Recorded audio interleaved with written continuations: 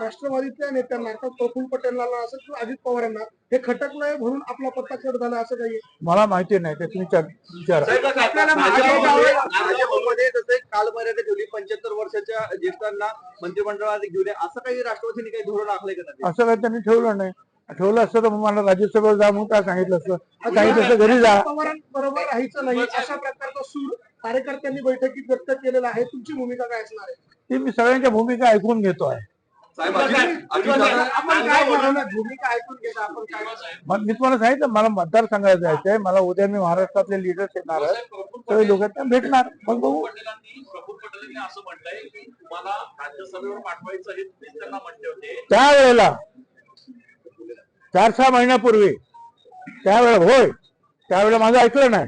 आणि आता म्हणजे मी काही लहान खेळ नाही का तुमच्या हातातलं? तुम्हाला वाटेल तेव्हा तुम्ही आता वरती, आता बसा खाली, आता निवडणूक लढवा.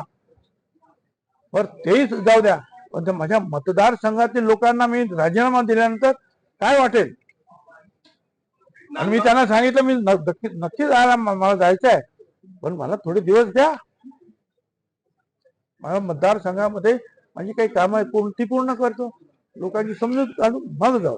म्हणजे तुम्ही म्हणणार बस बस उठ उठ छगन भुजबळ तसा मनुष्य नाही. धन्यवाद.